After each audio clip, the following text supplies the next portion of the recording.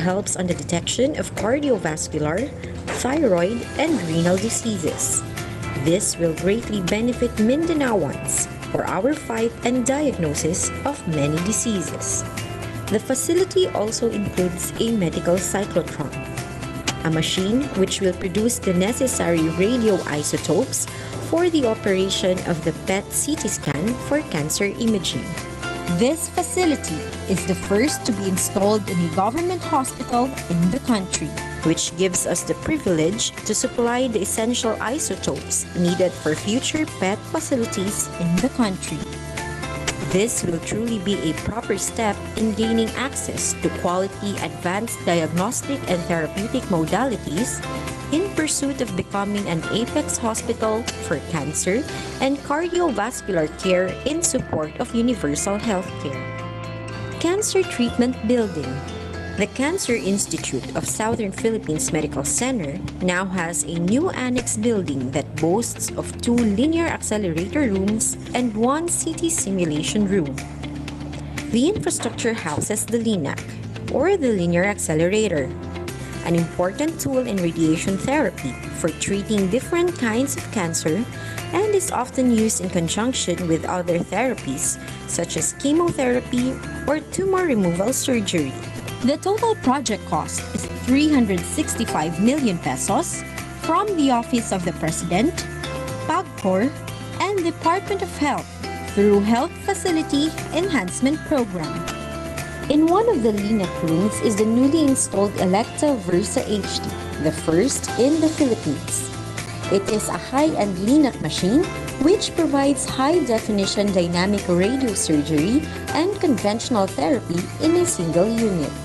It enables even more conformal treatment that should significantly limit normal tissue exposure and decrease side effects delivered through state-of-the-art techniques unique to Versa HD. This enhances the control of the patient's cancer and gives patients a better quality of life. HDRS provides high definition, modulated for faster and more precise stereotactic treatment, hence providing new patient services such as stereotactic radiosurgery or SRS and stereotactic body radiation therapy or SBRT. The innovative imaging and motion management technology found in Versa HD give clinicians the confidence to reduce margins and escalate doses to the target. With these features, SPMC can now provide radiotherapy even to small lesions with greater precision.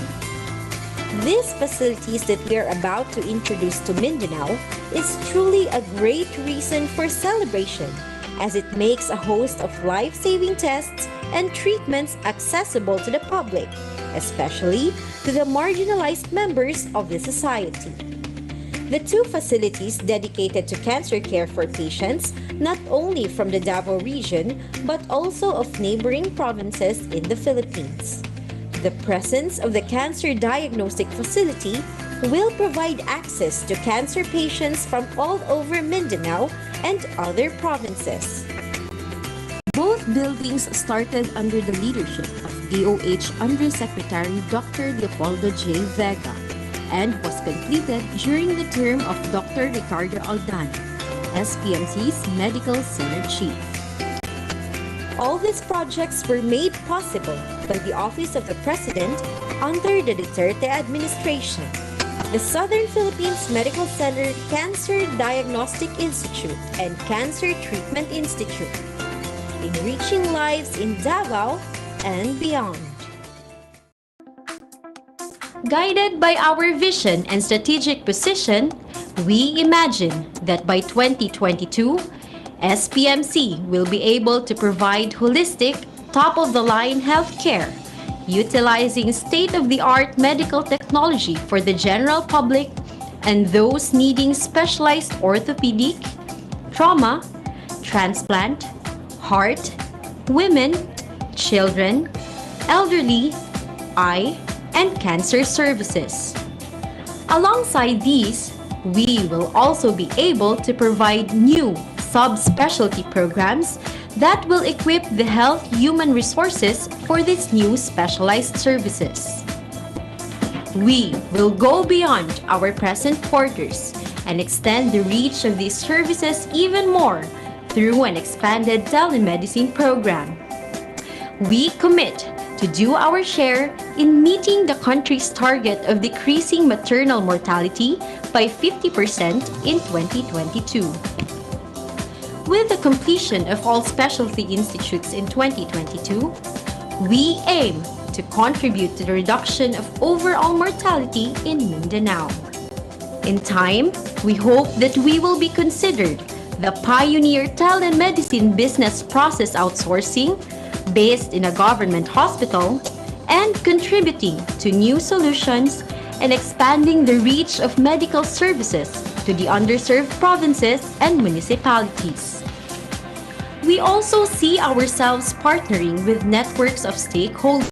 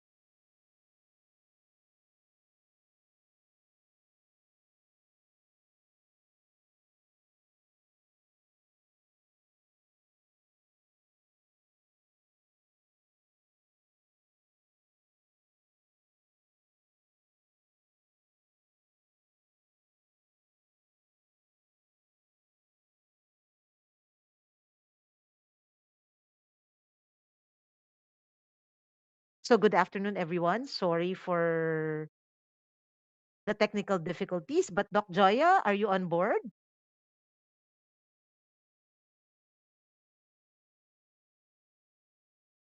Doc Joya?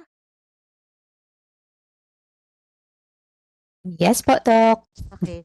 So is everyone able to hear us loud and clear? May we see emoticons or thumbs up sign?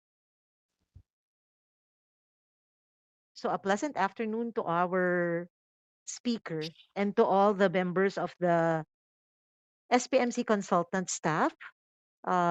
We are very glad that you have come to join us. We know that in this day and age, with the pandemic looming and our world is ever changing, with expectations for healthcare professionals also on the rise, it is indeed taking its toll on the mental well being of our trainees. And as consultant mentors, it is our duty not only to mentor them academically and to ensure that they have adequate knowledge, attitudes, and skills, but to really act as a sort of coach and guide. Because without the psycho emotional stability, no matter how knowledgeable and skilled you are, it will not really translate to the best patient care. That is why we are bringing this webinar in cooperation with the Institute of Psychiatry and Behavioral Medicine for our consultants. So we really like to thank you for coming and spending your precious afternoon with us. We'd also like especially to thank our speaker. Because I want us to get to the meat of the matter right away, allow me to introduce our very esteemed speaker. We apologize no for the technical difficulties, but ganito talaga pag virtually live pa rin. Nag-brown out po eh, but we're just glad that we are still able to continue.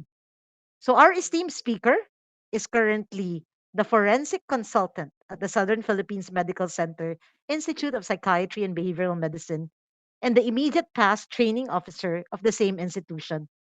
She is also a consultant psychiatrist at the Davao Regional Medical Center. So thank you for helping our DOH hospitals and the Brokenshire Hospital. She's a medical professor for Brokenshire Hospital and Davao Medical School Foundation, and she finished her degree in medicine at the UARM in Quezon City. Her special interests include mental health support during disasters, and she provided psychological first aid to our staff. Thank you, Doc Joya, during the COVID pandemic, including, of course, our residents. And she was given a Bayani Award for service provided to the survivors in the Marawi siege. We are proud of her because she is a product of the rigorous residency training program of the SPMC in psychiatry. Of course, bringing home many awards during her residency. She's also very knowledgeable and skilled, having placed fourth nationwide in her diplomate exam in psychiatry. She also has TV guestings, so Doc Joya will get your autograph later. But more than that, she is really concerned about the welfare of our residents and also the students that we place under her care. I think this is something you should know about Doc Joya. Not only is she knowledgeable and talented, but she's well rounded. Her biggest challenge during residency was having to represent the Institute of Psychiatry and Behavioral Medicine as a candidate for Miss SPMC. Ganun pala, Joya, no? That's Way how back you pa won yun, the Doc, heart. way back. Way back. So, without further ado, can we give our virtual round of applause to our esteemed speaker, Dr. Joya Fe Dinglasan Ancheta. Dr. Joya, the virtual floor is yours. Thank you, Doc. Let me just share my slide.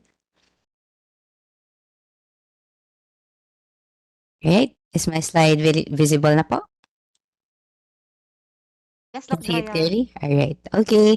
So, first of all, I would like to thank SPMC, in particular PETD, under the leadership of Dr. Concha, for initiating this. I do agree that this is very timely because I think most of us can agree. We often hear feedback, no? Some of the consultants would say, parang bakit ang daming nagkukwit na residents or bakit yung ibang residents medyo madaling ma-discourage na ngayon. So while it can be tempting to say na nung panahon ko, ganito, ganyan naman, no? It's also important to look back on our own residency years and try to remember the times when we or a colleague of ours felt either overwhelmed by the training, thought of quitting or actually quit during the residency training. Also, they may have survived the residency training, but in the process engaged in very unhealthy ways of coping, which may have affected not only their health but also their relationships. No, so I think it's fair to say that additional support could have been very valuable for everyone. No, so this lecture can help us to make the residency training program a better experience for our residents. So the residency training has a very unique set of challenges. In addition to the nature of the learning environment that a resident is actually expected to quickly adapt to changes, no, that are very sudden, and they may pose very big consequences, no? Suddenly from an intern na they are still considered as trainees or kumbaga there are people who will oversee them, to being full-fledged doctors wherein they have this big responsibility already, no? Even if they have consultants or seniors, they still hold the lives of their patients. And these challenges have a very significant impact on the well-being of our residents. Studies have shown that burnout is actually prevalent among trainees of all specialties. Burnout can contribute to the spectrum of stress conditions and to the clinical health issues of our residents. And consequently, this in turn affects the quality of care that is provided to our patients.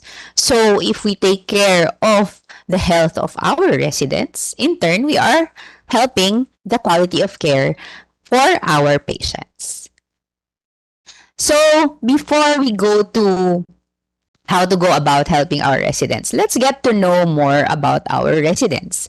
Actually, I asked my residents, anong year ba kayo pinanganak para alam ko kung anong generation ba kayo pasok. And our current residents mostly comprise of meron pang mga natitirang millennials from the 80s to mid-90s. And meron na tayong mga older Gen Zs, those who were born in the 90s to 2010. And in the next few years, our clerks, our interns, they are the current Gen Zs, and you will be seeing more and more Gen Z doctors and residents in the next few years. But whether these are millennials or Gen Zs, there are some general characteristics that could help you understand. Of course, these are, not there's of course individual differences, but in general this could be useful to us to bridge that generational gap, no, since some of us, or maybe a lot of us, can still be considered either in the boomer or Gen X, no, or some meron ng mga konting millennials, but most of us medyo naninibago din with the mindset of or the culture of millennials and Gen Z, right? So first and foremost, this group of doctors are definitely tech savvy, especially the Gen Zs who are digital natives. Internet is an integral part of their lives. It storms into their homes, their education, and their way of socializing. So that means they are at home with the internet, and they consider it as something that is part of each facet of their lives. So sometimes what this kumbaga the implication of this is sometimes we need to remind them on what isn't appropriate to post on social media, since they are so used to that form of communication, no. On the other hand, so that may be something that is, a negative thing, kasi nga you need to remind them na not everything should be posted on social media. You have to remind them of the patient's privacy, etc. But on the flip side, this also makes them better at using technology to enhance patient care and communication. So, take advantage tayo na they are better at telemedicine, they are better at mobile health apps, and electronic health records, no? And of course, yung pag-help sa mga slides, so to the residents, thank you so much for that. And because they are more exposed to social media because of the internet, they may take more offense to what boomers or Gen X may see as innocent remarks. So, for example, we have to be careful with regards to comments on appearances, no? But on the good side, they are also more open to diversity and inclusivity, which makes for a more gender-sensitive and more culturally sensitive healthcare provider. Minsan dyan nagsa-struggle ang mga boomers and Gen X, right? No, but these millennials and these Gen Z, they are more comfortable at being culturally sensitive and gender sensitive healthcare providers, and that's a very good thing. And they are used to instant gratification. They like to get everything they want immediately. This is because of the digital world in which they are immersed. Thus, delayed gratification can be more frustrating. However, you can still get them more motivated by providing positive feedback. So, ano ba yung isang example ng positive feedback that we can give? When you are evaluating, or parang when you are discussing evaluations with them, you can try the kiss, kick, kiss method. Give a positive remark, followed by what you would like to change, so the kick part, and end with a praise. Because of the fast-paced instant culture that they have grown into, their attention span may be limited. So, kailangan maging mas specific ka in what you want them to do, or what's the task at hand. But on the flip side again, they may be more adept at juggling multiple tasks at once. So for example, they may be able to manage patient care while also attending to administrative tasks and other responsibilities. They want to be heard and they respect authorities that gives them that ability. And for boomers and Gen X, it may come across as disrespectful. You may have heard some feedback from the older consultants na they say, bakit ito mo to parang medyo bastos or parang they don't have that sense of authority. Especially kung used ka dun sa obey first before you complain na type of culture. But if you are able to include these younger doctors in the decision-making process, they can thrive in collaboration and they are team-oriented. And as a physician, this makes it easier for them to adapt a more collaborative role with the patients instead of yung more paternalistic approach. And this kind of approach is very much appreciated by the younger generation of patients and the patients who have control issues. So that again, meron siyang flip side, no? Then they appreciate work-life balance. These younger doctors prioritize work-life balance and value flexibility in their careers. So don't be surprised if they jump ship to seek out work environments that offer more autonomy and control over their schedules.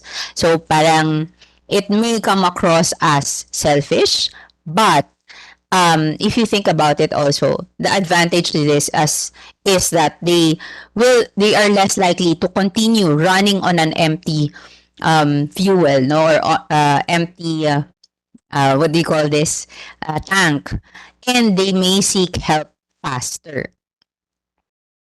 So, speaking of help, ano ba ang available at SPMC? The CL of SPMC IPBM in collaboration with PHS is actually developing a wellness clinic. And the possible target date of this is September 2023. Note siguro to Dr. Concha. For SPMC IPBM, I think what we are waiting for here is kung may space din tayo.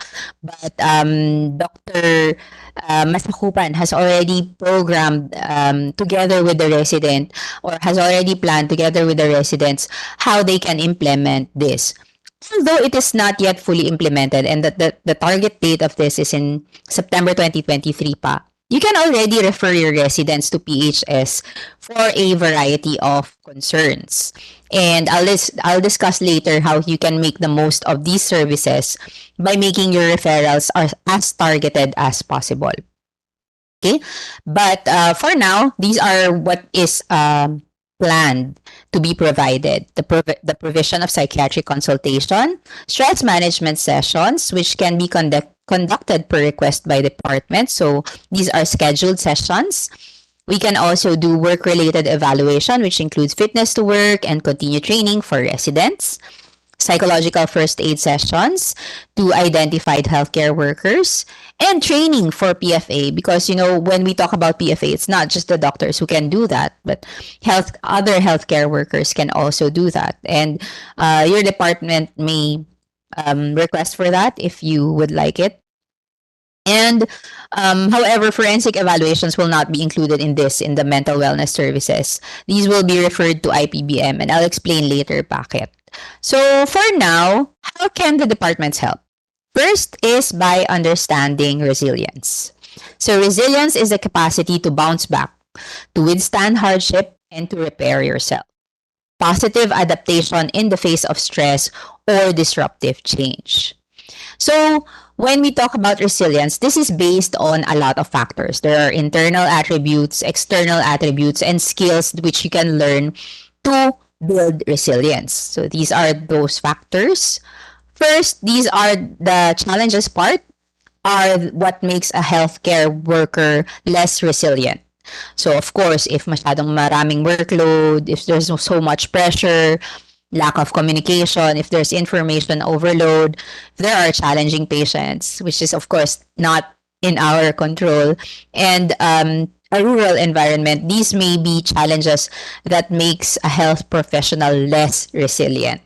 So, therefore, one of the things we can look for when we are selecting our residents is first personal characteristics. But we can encourage nurturing these naman, no? But you can look at that. You can look at that when you are selecting your residents during the what do you call this?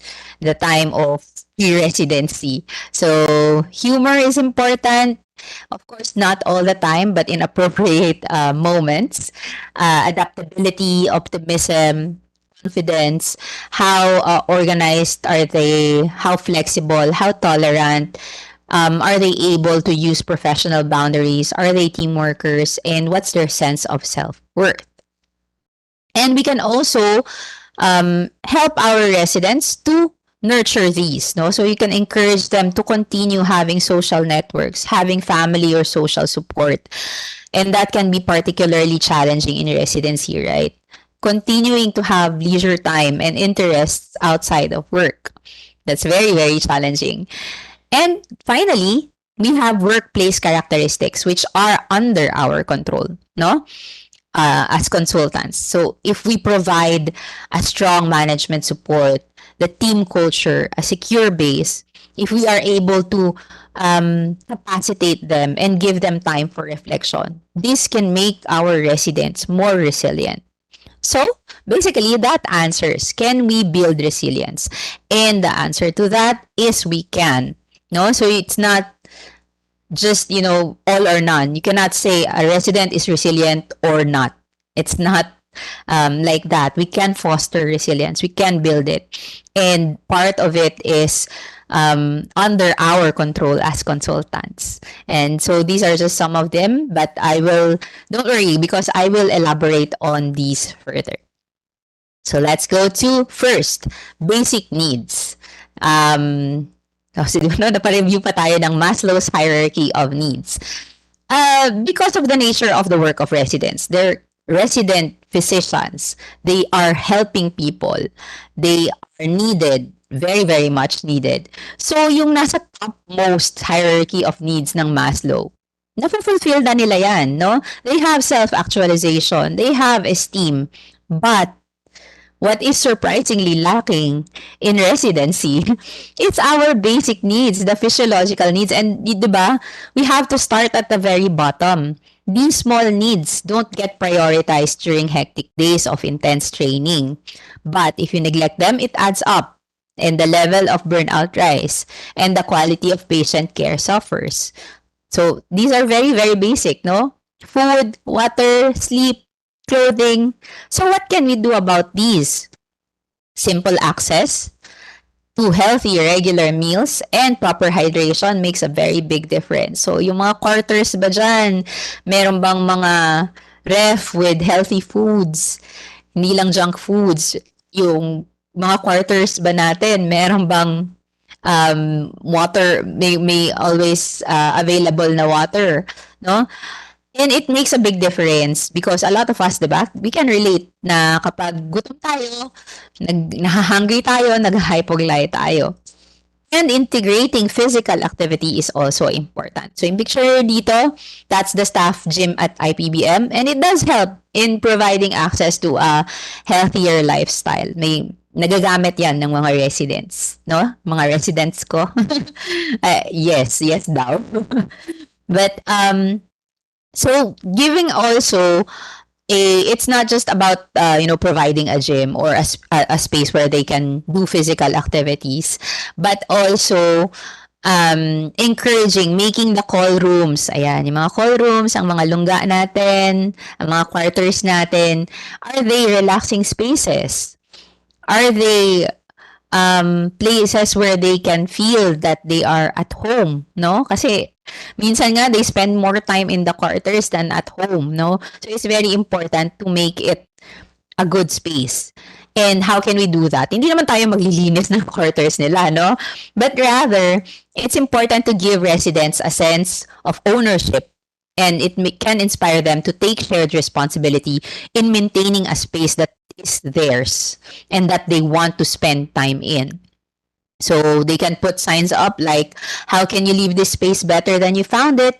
It can help as gentle reminders, and you can easily tap yung mga OC na mga residents dyan who actually find organizing and cleaning as a soothing exercise. So another thing that we have to provide to our residents is support. Mental health is an area of wellness that is often neglected because of the stigmas around seeking emotional support. But it's a major aspect of being a capable, thriving doctor.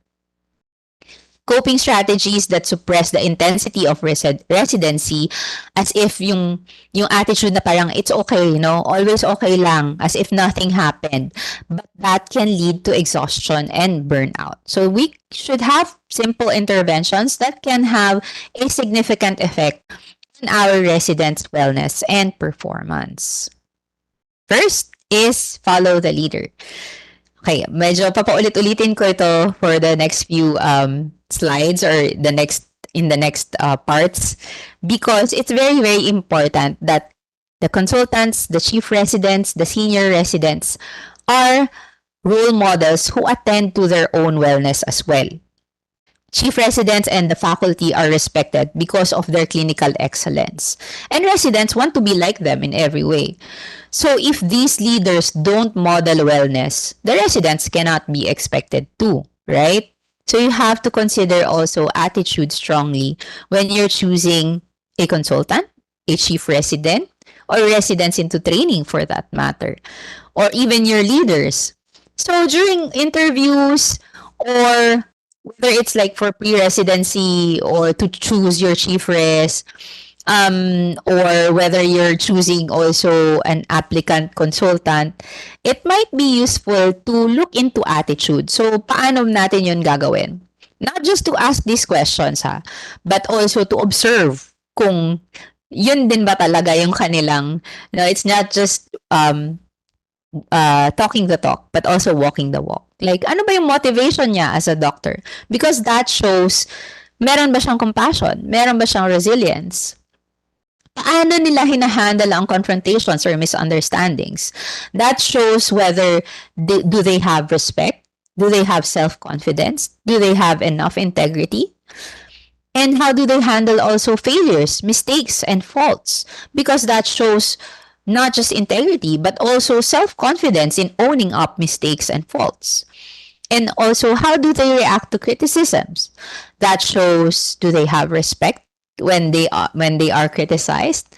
How self-confident are they? And it also shows resilience. And how do they overcome challenges? Because that also shows integrity. Like, do they try to hide kung meron silang pagkakamali?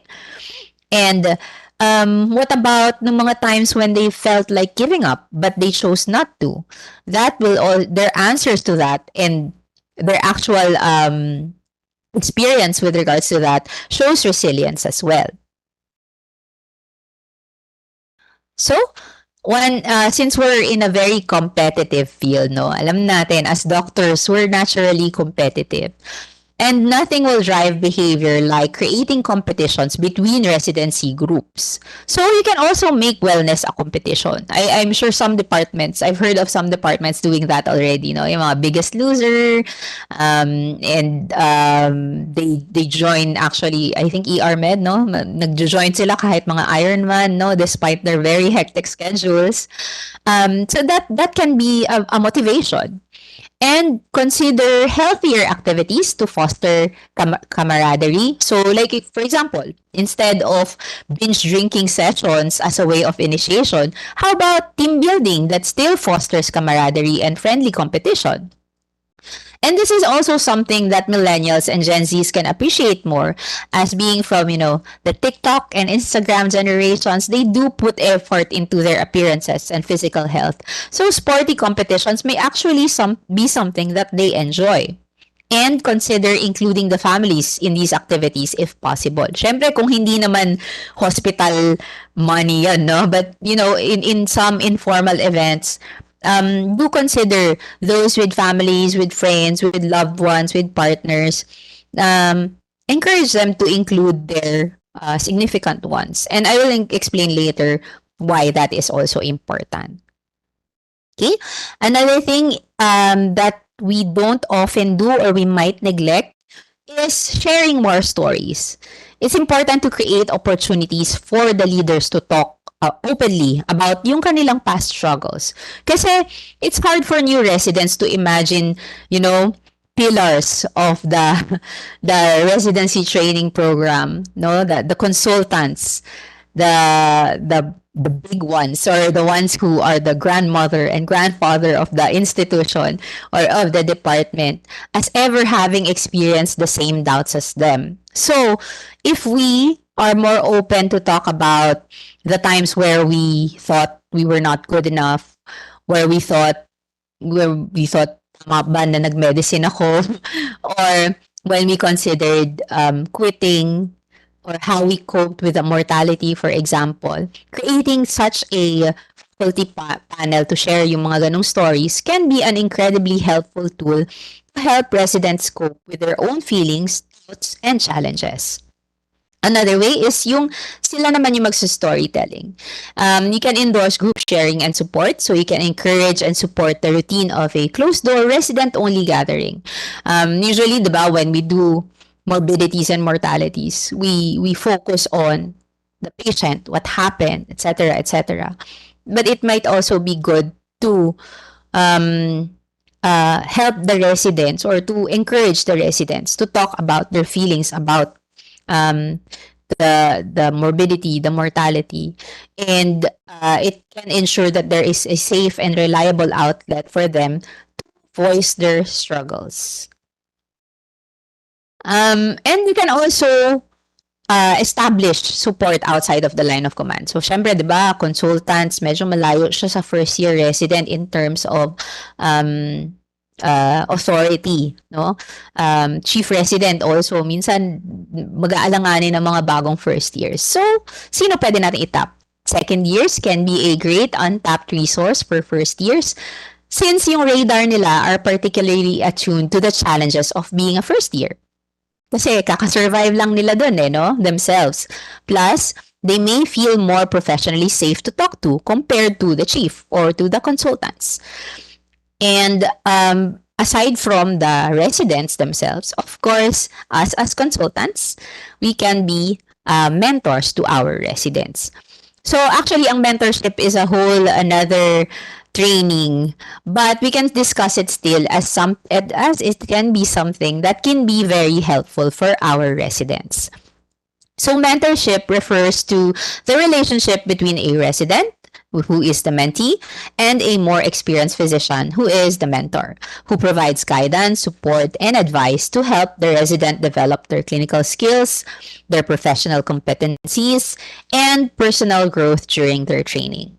So the mentorship relationship in residency training typically involves regular meetings between the mentor and the mentee to discuss the resident's progress, goals, and challenges. So the mentor can provide feedback on the performance of the resident, share their own experiences and insights, and offer guidance on career development and even job opportunities.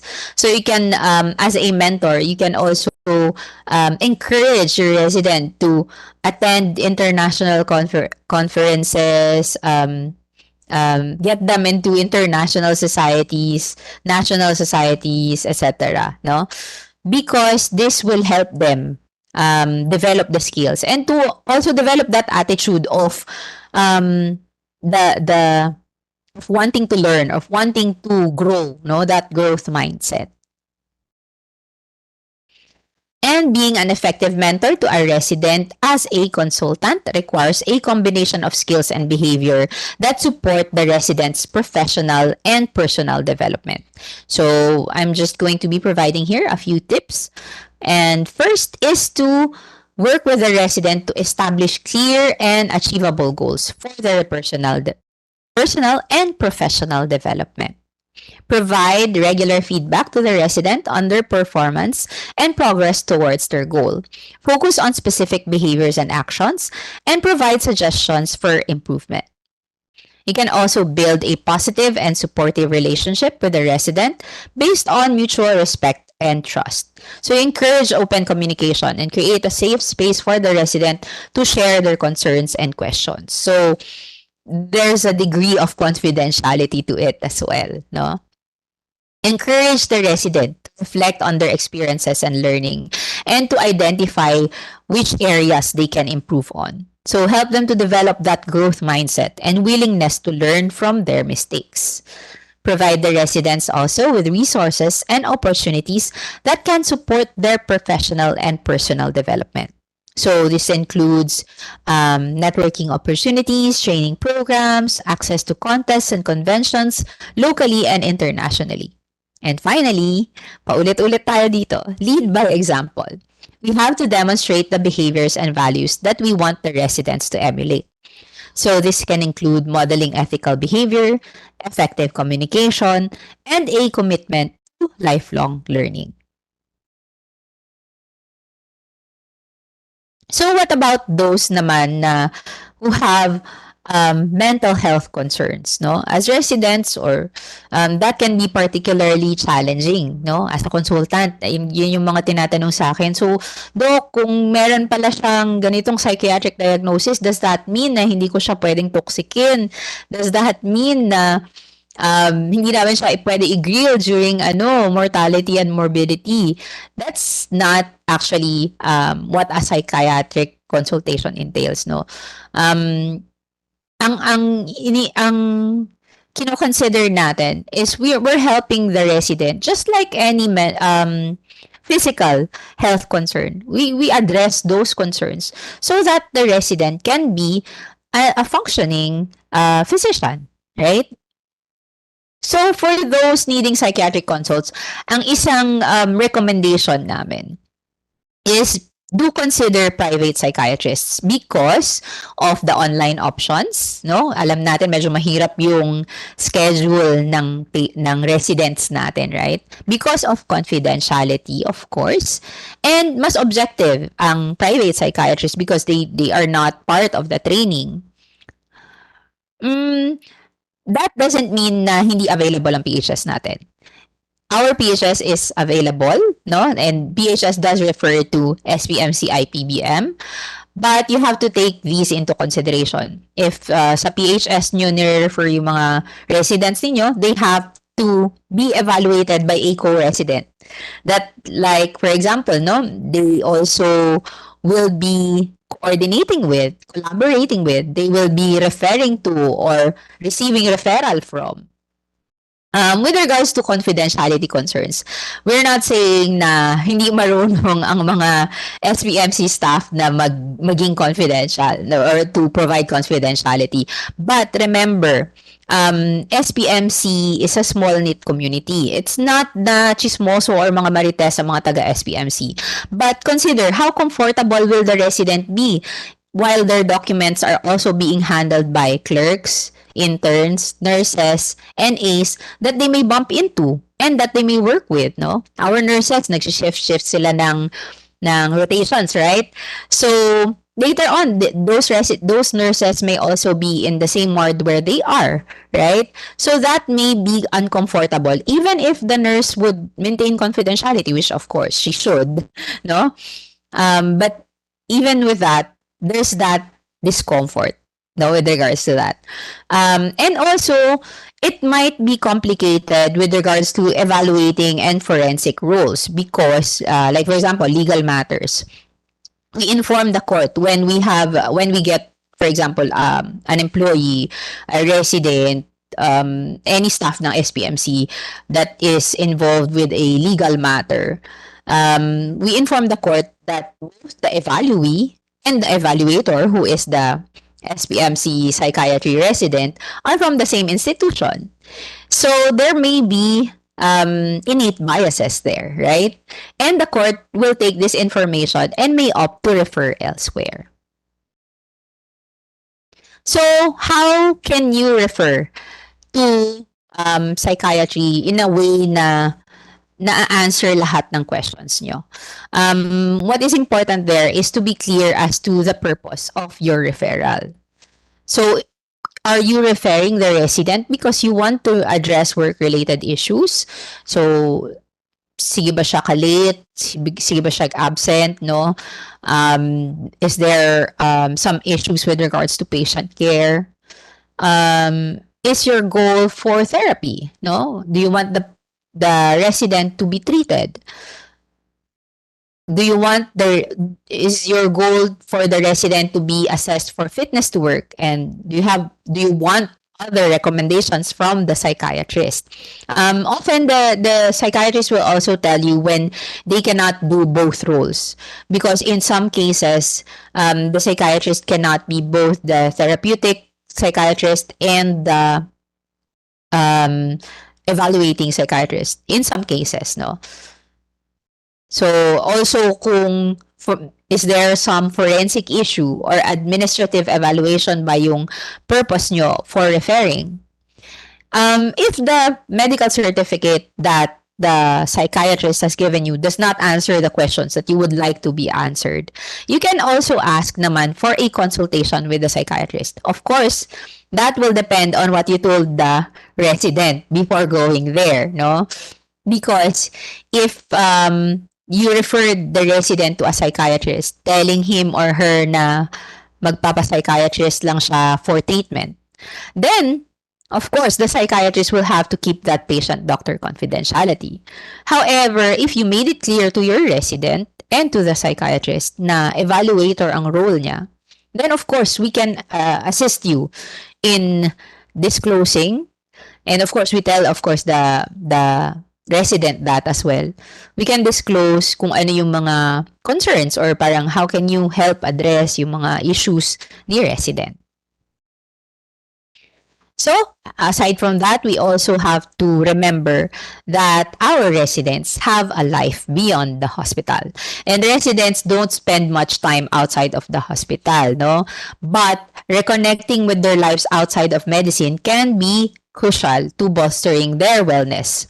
And one of the ways that we can do that to help them connect with their current support system. Family, friends, and loved ones, medyo they do tend to take a backseat, right? When we are in our residency training. It's important to remind also the residents that when we talk about work-life balance, that doesn't necessarily mean that it's always going to be 50-50, that you're going to be fulfilling 100% your roles as a father or as a as a parent or as a child, as a sister, as a brother, as a friend, as partner. But rather, it can be something like at this point in time, you're concentrating on this so that late on your residency training program and medyo malalessen yung time mo with family, friends, and loved ones. And later on, so that later on, you can be there more for them, no? So, pag sinabi natin work-life balance, it's not always 50-50. But, let me share with you also 2 quotes from John Hopkins medical residents on what they said about, residency and having a social life.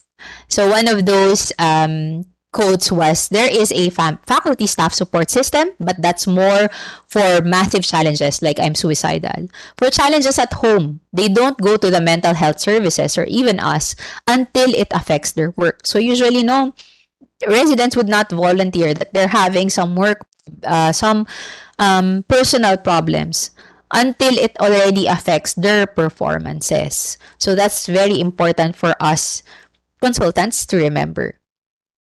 Another thing is there's also a quote wherein a resident said that there were spouses who would get together and they called themselves the insignificant others because ito yung mga partners ng mga doctors, ng mga residents. So we can take care of our residents by taking better care of their families. So how do we do that since we're taking up so much time of our residents, right? The marathon of residency is tough, and what can be really stressful is when things are also hard on their loved ones, no? When it can be very difficult, like for example, you can have residents that can take on the extra hours, that can take on the extra workload. But one of the factors that they may quit is because they cannot stand anymore to hear their their child saying na parang work ka na naman, no? Or they cannot stand when their 1 year old or 2 year old doesn't recognize them anymore, no? So we have to be aware of that reality as well. And not just for those who have children, but those who have families, their parents, their loved ones, their friends. And surviving residency initiatives should include involving the family in activities. Like, for example, yung informal na department outing. So, yun yung minimension ko kanina na um, team buildings, for example, you can give the option for residents to bring someone out of pocket. And a lot of residents would be very willing to do that, actually, just so that they can spend more time with their families and loved ones. And remember that our residents are more than just doctors. So we have to create chances for residents to nurture and share their non-medical passions and talents because that contributes a lot to resilience. Residents spend so much time working together as doctors that their worlds can be very narrow. And it contributes to the sense of groundlessness and imbalance. So when we celebrate the talents, passions, and interests of our residents beyond medicine, it helps the residents see each other as multidimensional. We should validate and support external interests by allowing them to join in non-academic contests. So I'm sure I've heard a lot of departments do that, no. Pag meron tayong mga hospital contest, no? Sumasali din talaga yung mga departments, nagpapabongga rin talaga. And like for example, in our example, niyan si Cheska is one of our residents and she's currently a fellow, but she was Miss SPNC during her days as well. And actually, baka naman daw, sabi na, requesto ng mga residents na baka naman daw pwedeng ibalik ang Mr. and Miss SPMC kasi excited na daw silang sumali.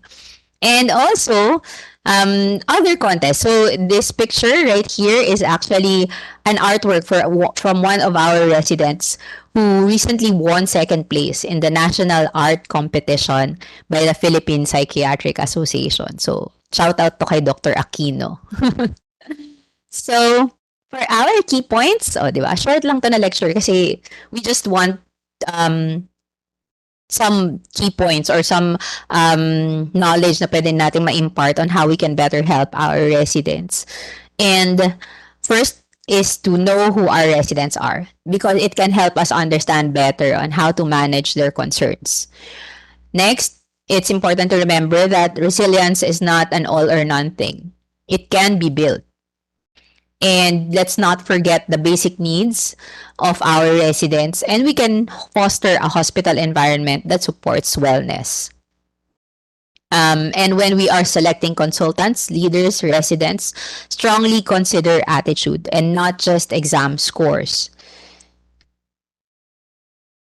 Support can include the resident support system, sharing more stories, and mentorship. And like even in my personal experience when I was a resident, I really do appreciate the mentorship that was provided by our consultants, and I think that's still a very crucial part of residency.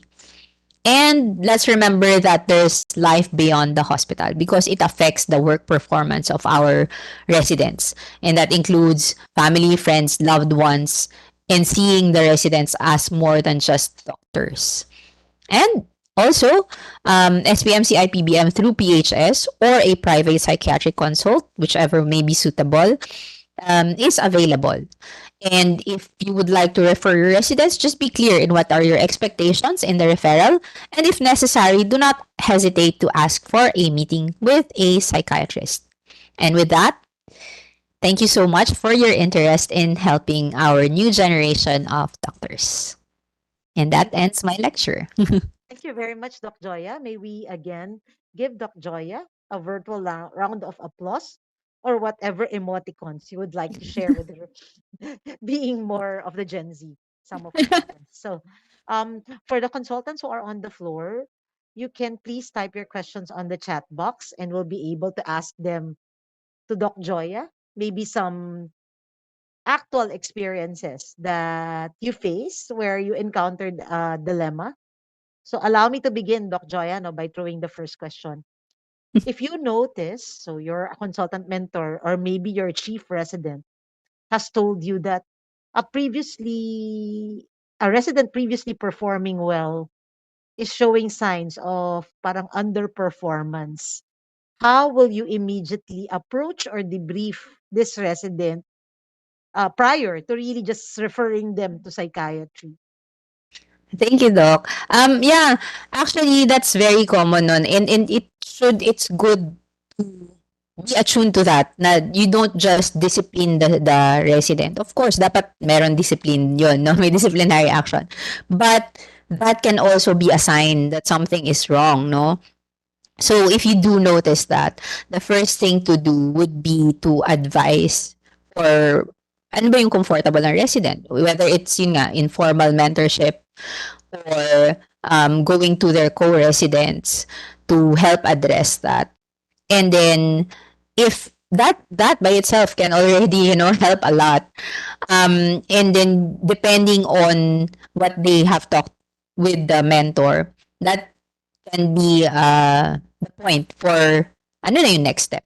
But yeah, first of all, they can approach their mentors, they can approach residents because it's not just, a disciplinary issue, but it can be a mental health issue as well. So that's very good, no? That we have to be able to recognize the signs. And before really meting out disciplinary measures, which might be needed later, we should also begin to ask, no, for their Why? concerns. So my next question, and this is I think common, no? While I'm waiting for the questions of the others, is how do you now balance the need of the new generation residents for work-life balance with also the increasing demands of the patients that they want? So the common complaints kasi we get is that they don't see their doctors, that they barely see their doctors. So how do you now balance that too? What measures can you do as a mentor? Mm. First of all, we can use to our advantage yung knowledge na, yun nga, no, ang common na feedback ng mga boomers or Gen X is "Itong mga residents na to, reklamador masyado, ang daming comments, ang daming ano." But that also means that they are very willing to contribute to the conversation. So you can involve them. So whenever there are such problems, involve them in the solution, in finding a solution. So eto kasi yung nakita natin na problem. What can we do about this? Because I do understand you need your work-life balance, but at the same time, we need patient care. So ano yung mga suggestions mo? No? So it can be to our advantage as well. Yung ano na yon, yung features na yon. So maganda yung sinabi mo, Doc Joya, no? We really have to adjust because they want to collaborate.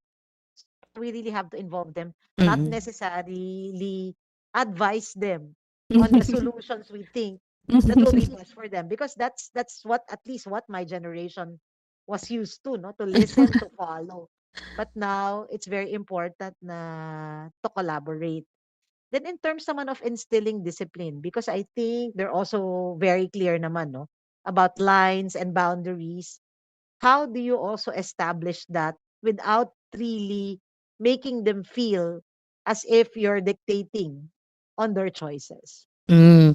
So, with regards to that, with regards to setting boundaries, expectations, I think one of the things that is very good with our institution is we have orientations. No? So, mga residents dapat mag-attend talaga ng orientation.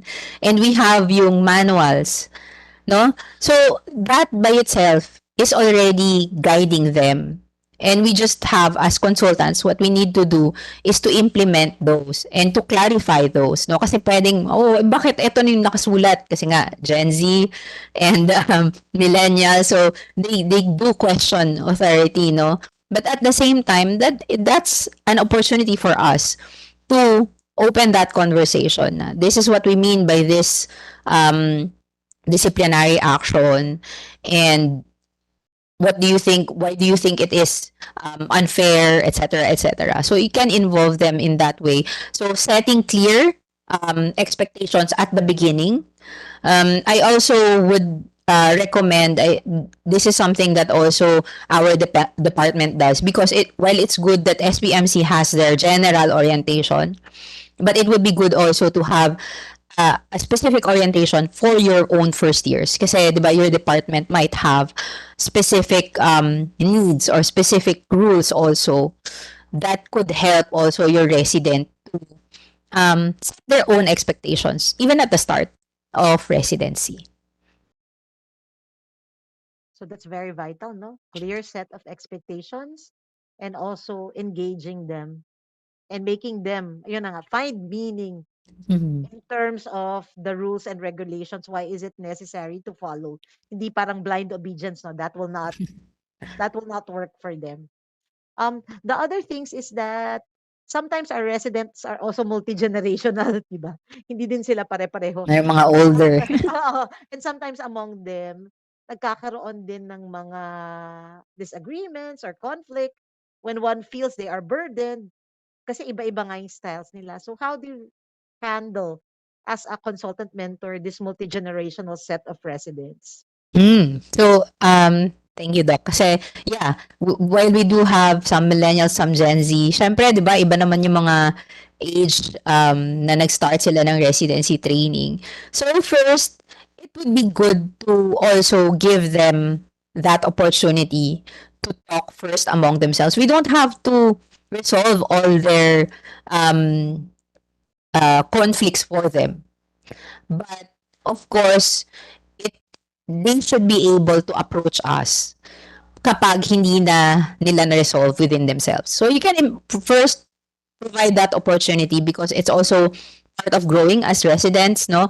It's also part of the training on how to work collaboratively and adjusting to different styles. I know also, di ba, merong mga interdepartmental na mga issues like, si ganito, hindi ko ma-referan, ganyan, ganyan.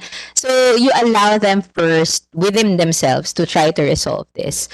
And then but just let them know that if it is something that cannot be resolved within themselves, they can always escalate. So, to have that appropriate support also from the consultants. Na, okay, if hindi ninyo ma-resolve within yourselves, well, this is our next line of this is our next plan, and then so on and so forth. So I think this is a common question that is directed to the Department of Psychiatry. Commonly, you get referrals really to ask the residents if they need to stop training. And some of the answers that we also get is that sometimes it's best to let them continue because continuing is also therapeutic.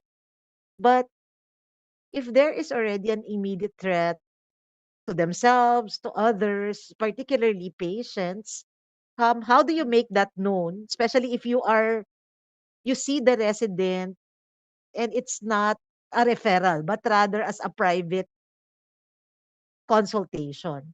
So Mm. how will you make that known to the consultant staff when they are not aware? It's the resident who actually sought the consult.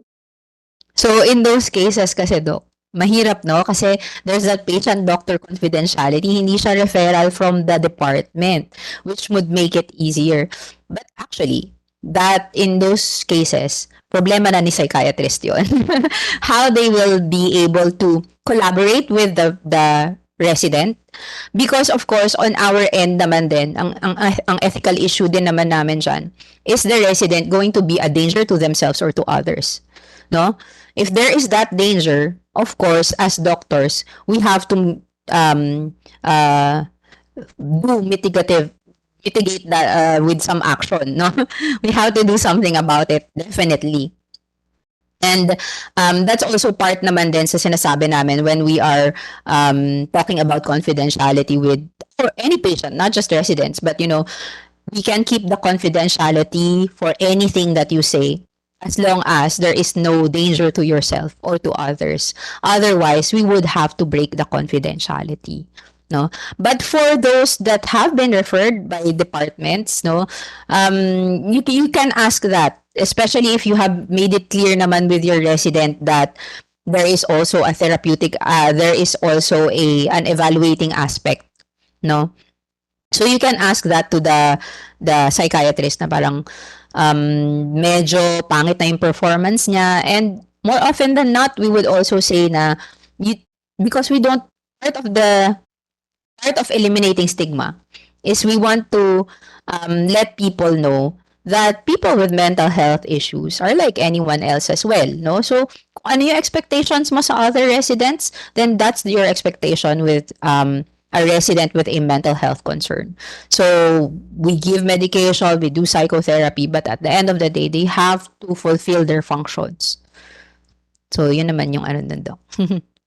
Siguro, I have mga 2 or 3 more questions. My next question is really, will there be a collaborative program also between the PHS and IPBM in terms not only of individual parang referrals, both for residents or consultants for that matter, but something like an evaluation of the workplace culture? Because I think that also influences the mental health and well-being of both the consultants and the residents. Is Mm, there something like that planned? I think, Doc, the residency training program ng PPA or the Philippine Psychiatric Association has actually recommended that. And I think even DOH, they would like to know that part of the wellness program, mental health wellness program, is really to identify ano yung needs. Because it will depend, no, sa culture ng hospital. And identify, so okay, this particular department needs this, they can work on this and that. So, yes, Doc, that's definitely something to look into. And for the residents, if that is a research that you would like to be involved with, we will be very supportive of that. And I'm sure admin wise and HR wise, they would also be willing to collaborate because we really want Mm-mm. also a happy workplace because it's Mm-mm. really, I think, the burden on the shoulders of the residents and healthcare workers in general is really hard, and you cannot give what you also do not have, no? um Last 2 questions. So my second to the last question, Dr. Joya, is what are the uncommon red flags? Kasi yung common red flags that the consultant should be trying to see. Kasi common na red flags namin yung parang attendance, nagde-decrease yung performance. But are there red flags that we should also be worried that are uncommon presentations of what might be mental health issues already for our residents? Mm. Yes, Doc. Actually, any changes. Sometimes kasi when you see the resident is very goal directed, biglaan, very driven, and then syempre take advantage mo yun. Yung pala, it's part of hypomania na, no? So if it's a change, you have to be wary also, even if it's a positive change. You have to be able to take into context na parang ano yung na-change sa life circumstance ni resident. That's why it's very important to have mentorship, because that will help you explain some things. So, even yung mga positive changes, kung medyo biglaan, medyo have some degree of suspicion there. Also, if there are a lot of conflicts with other residents, no? Mga, people would tend to say, ganyan lang talaga, pangit lang talaga ugali niyan. But that may, that irritability may be sign of something else. So, having those kind of complaints should also be a sign for us to watch out for. And lastly, do you have tips on how we can best match mentor and mentees? Mm. Ano yan, Doc? It's very multifactorial. You have to take into consideration yung personality of the mentor and the mentee also. Um, in our department, we also allow them to rotate yearly. Okay. Because it does, kumbaga, give some opportunities for the resident to see yung mga different styles. So mas marami silang nakikita na examples kumbaga. So you can match it yun nga depending on the personality, depending on preference of the resident. Not of the the consultant. Although the preference of the consultant does matter also because of course kung hindi siya motivated dun sa resident na yon, that will also affect how he or she will provide the mentorship. But more importantly also, no, the resident might not be comfortable with a particular consultant, etc., etc. But of course, we don't just take it at face value. No? Kasi baka naman, parang bakit niya ayaw? Baka nahihiya pa lang siya. Pero, you know, when they do get the opportunity to do the mentoring, they might learn na, it was just an initial reaction to someone that is syempre can be very what do you call this, um nakaka nakakatakot or no, nakakatakot for the resident because whether of the consultant's reputation or yung attitude na pinapakita ng consultant. But it can be also an something that they will learn about themselves and about the mentor. So that's very good tips, no? So I think this has been an enriching afternoon, and thank you for sharing this with us. So we know that there is a big role upon our shoulders. We have to be able to pick up the subtle signs, and the best thing to do is really to pay attention to our individual trainees, and we can do the initial yung kamusta, no, before discipline. Before I end, may pahabol si Dr. Lamera. Thank you, sir. Tinatanong nila, can we see the result of the NPE of our Mm. residents before we accept them? Kasi commonly, I think these results are given to our HR and our evaluators, no, at the PHS for the final medical certificate. Can they see, Doc Joya?